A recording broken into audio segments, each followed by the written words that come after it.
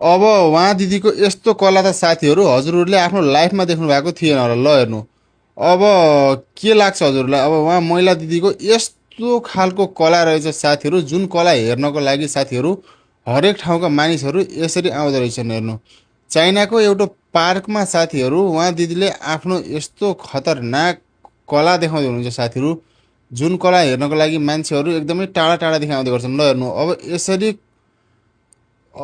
लबर जस्तो शरीर बनाएर यसरी ल हेर्नु त। ओहो, यस्तो अचम्म तरिकाले उहाँ दिदीले चाहिँ देखाउँदै हुनुहुन्छ। ल हेर्नु, अब एक महिला दिदीहरू यतिसम्मको पनि अब गर्न सक्नुहुन्छ भनेपछि चाहिँ सानो कुरा चाहिँ होइन है साथीहरू।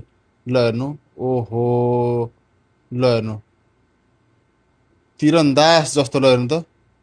अब हजुरहरूले हेर्न त सक्नुहुन्छ साथीहरू यो भिडियो, तर हजुरले भिडियो हेरिसकेपछि यो भिडियो चाहिँ सबैको सामुन्ने चाहिँ अवश्य पुऱ्याइदिनु है त। उहाँ महिला चेलीको लागि भए पनि हजुरले यो भिडियो चाहिँ नेपालभरि पुऱ्याइदिनु होला साथीहरू। ल हेर्नु, उहाँको शरीरमा हड्डी छैन त साथीहरू, यस्तो तरिकाले। ल हेर्नु, ओहो, पुरै तपाईँको हड्डी नभए जस्तो गरेर साथीहरू यस्तो खतरनाक। ल हेर्नु त, यस्तो खतरनाक कला देखाइदिनु भएको साथीहरू, जुन कला हेर्नको लागि साथीहरू हरेक ठाउँबाट मानिसहरू आउने गर्छन्। ल हेर्नु, ओहो, उहाँलाई चाहिँ एकदमै तारिफ गर्नुपर्छ साथीहरू हामीले चाहिँ। ल हेर्नु त, यति सानो यति सानो। ल हेर्नु त साथीहरू, यस्तो टेबलमा चाहिँ यस्तो राम्रो उहाँले चाहिँ आफ्नो कला देखाइदिनु भएको छ साथीहरू। यस्तो कला हेर्न पाउनु भनेको चाहिँ साथीहरू हजुरहरू पनि एकदमै हजुरहरू पनि भाग्यमानी हो साथीहरू। यस्तो खालको कला चाहिँ हजुरले हेर्न पाउनु भएको छ। ल हेर्नु, उहाँ दिदीलाई जसले पनि नेपाली चेलीले चाहिँ अब केही गर्न सक्दैन भन्छन् साथीहरू, महिला पनि आफूले आफूमा एकदमै महान नारी हो साथीहरू। ल हेर्नु, जब एक महिलाले यसरी यति राम्रो कला देखाइरहेकी छिन् साथीहरू, त्यो कला हेर्नको लागि कति धेरै मान्छेहरू आछन्। ल हेर्नु, ल हेर्नु, अब यो चाहिँ के गर्न लाउनु भएको त? ओहो, के हो उहाँले चाहिँ अब यसमा चाहिँ के गर्दै हुनुहुन्छ त साथीहरू? ल हेर्नु त, यस्तो सानो स्ट्यान्डमा यो पेपर लिएर होइन, उहाँले चाहिँ के गर्दै हुनुहुन्छ साथीहरू? भिडियो लास्टमा हेरेपछि अवश्य थाहा पाइन्छ। हेर्नु त, ल हेर्नु है त।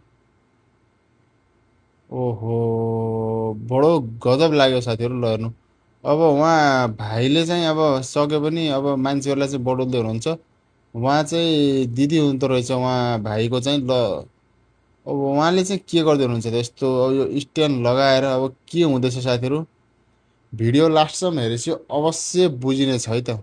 ल हेर्नु, उहाँ हजुरआमाले नै यसरी हेरिरहनु भएको छ साथीहरू। सानोतिनो कुरो भने चाहिँ पक्कै पनि होइन साथीहरू, यस्तो गर्न चाहिँ एकदमै गाह्रो पर्छ। ल हेर्नु, तर मान्छेले चाह्यो भने चाहिँ हरेक कुरा चाहिँ गर्न सकिन्छ है साथीहरू। ल हेर्नु, ल, ओहो, यो चाहिँ के? आमामामामामा, ल हेर्नु त, ल ल ल, ल हेर्नु, त्यो स्ट्यान्डमा नछोइकन उहाँले चाहिँ यो, ल आमामामामामा, ल हेर्नु त, बाबा, त्यो स्ट्यान्डमा त्यस्तो स्ट्यान्डमा त्यसरी घुम्नुहुन्छ? यो देखेर त मेरो शरीरै काम्यो साथीहरू। हजुरले यो भिडियो देखिसक्नुभयो, यस्तो कला देख्नुभयो भने साथीहरू अवश्य पनि यो भिडियो चाहिँ सबैको सामु पुऱ्याइदिनु होला साथीहरू, उहाँ दिदीको लागि भए पनि। ल, ओहो, यस्तो खतरनाक। ल हेर्नु त, आम्मामामामा, उहाँ दिदीलाई चाहिँ सल्युट छ साथीहरू, एकदमै सल्युट छ। यस्तो यस्तो किसिमको कला देखाइदिनु भयो साथीहरू, उहाँ दिदीको लागि भयो भने साथीहरू यो भिडियो मैले हजुरलाई फेरि पनि भनेछु सबैको सामु पुऱ्याइदिनु होला। र उहाँ दिदीको कला हजुरलाई कस्तो लाग्यो आफ्नो प्रतिक्रिया चाहिँ अवश्य दिनु होला साथीहरू। सम्मान गर्नु होला उहाँ दिदीको लागि है त।